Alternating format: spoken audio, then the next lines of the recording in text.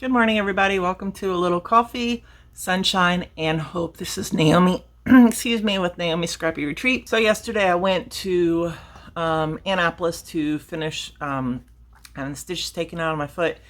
And I hate crossing bridges, especially the bridge going to Annapolis from, that's, I guess it's the 301 bridge, whatever that bridge is. But it goes through Kent Island and all that. And I don't like bridges. Ever since I was little, I've never liked bridges. I have a fear of water, and I deal with it every summer by kayak fishing, by doing a lot of things. And I think that by focusing or meeting your fears head on, it makes you a stronger person. Well, obviously I have to do that every time I cross the bridge because I don't like bridges.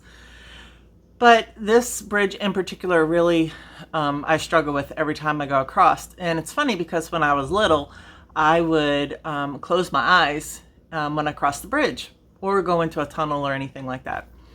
So, I became a person who drives. And I remember the first time I went across the bridge, I closed my eyes. I was like, wait a second, I can't do that. I'm driving. You have to make adaptations. And it was at that point where I'm like, okay, I can't drive. I can't close my eyes while I'm driving. And I found myself even afterwards, just closing my eyes. And so obviously not obviously, because you don't drive with me. But I don't close my eyes anymore when I'm driving across the bridge or into a tunnel or anything else like that.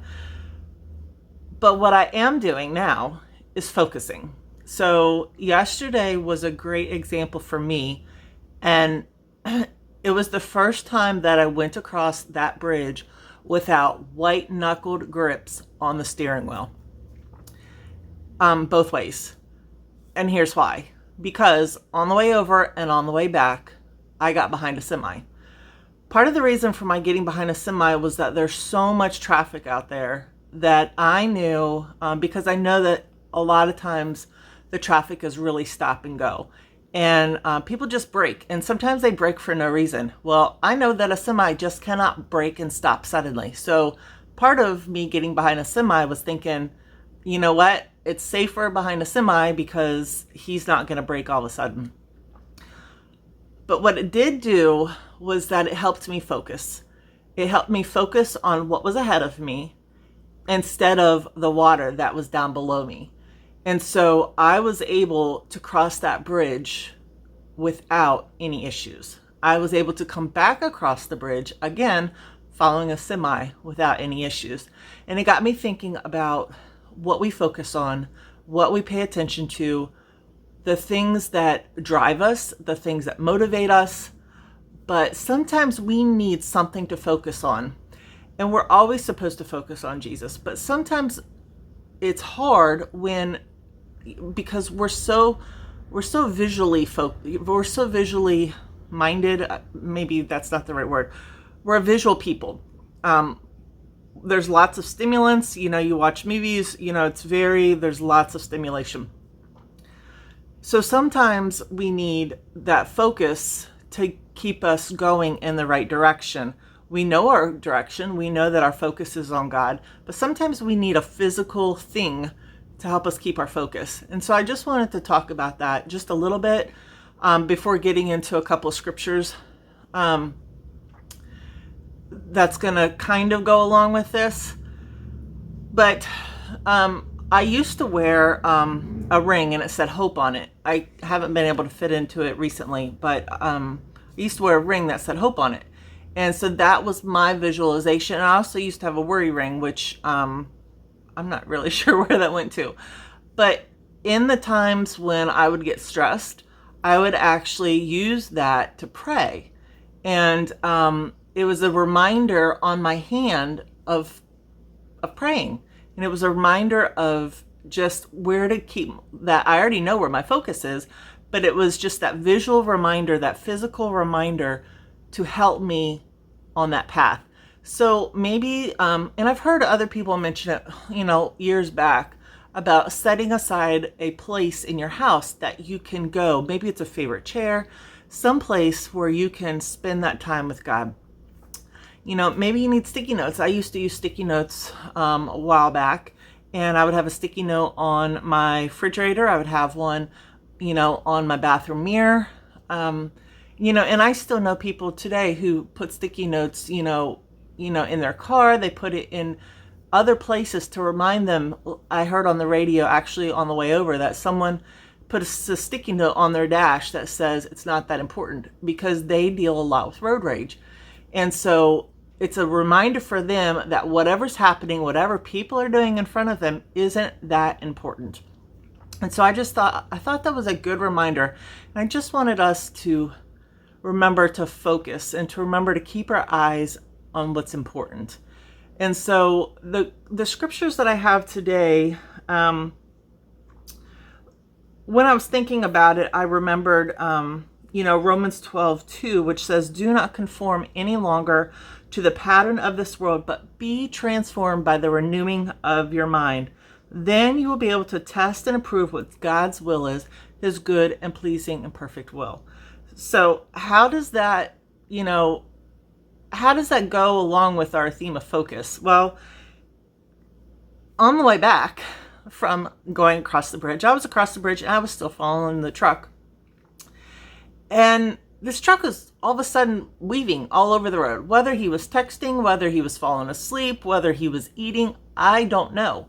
But I found myself, because my focus was so much on that truck, that my car and I started imitating the exact same weaves across the road. And so all of a sudden I was like, Naomi, sometimes, your focus is good. And sometimes focusing on an object is good. But sometimes we need to refocus. Sometimes the thing that we've been focusing on needs to change. And so when I thought about that, that was the verse that came into my mind after I passed the truck, because he was really erratic all over the road by that time. So I passed the truck, and that was the thought that came into my mind. It's good to have a focus. It's good to have a place to cast our eyes, but sometimes we need to remove that. We need to transform what's going on in here and in our eyes and in our mind and in our heart to go in the right direction, to continue to go in the right direction, because that thing can help you to go in the right direction for a certain period of time. But then it just may not be what you need to continue on. So that was Romans 12, verse 2. And then I had a couple other verses that I just wanted to share real quickly. So just a reminder of our help that comes from God is Psalms 121, verse 1, that says, "I lift my eyes to the hill. Where does my help come from? My help comes from the Lord, the maker of heaven and earth." Just a reminder that in those times when either we're transitioning the objects that we're focusing on, or maybe we need something to help us to focus, we lift our eyes to that point, to that thing to focus, and God is going to be there to help us. And so sometimes he just, this psalmist is saying he lifts his eyes to the hills. So it's a reminder from him. And I know when I go out into the woods, when I go fishing, I am constantly reminded of the beauty that surrounds me and that God has created it. And it makes me sad when, I hear other people talk about, they don't think God created the world. They don't think that God has anything to do with anything. And it makes me sad, because how can you look at the world around you? How can you look at the beauty and think that all of a sudden it just exploded? I mean, things just don't explode and have that beauty and that purpose and that uniformity and that design from an explosion. And so, I think of a painting and a painter, and even in abstract art, even when there's an explosion of color, there's still a pattern or a design purpose or a design form, colors that were chosen to make it. A painting doesn't get done by just simply throwing paint at it.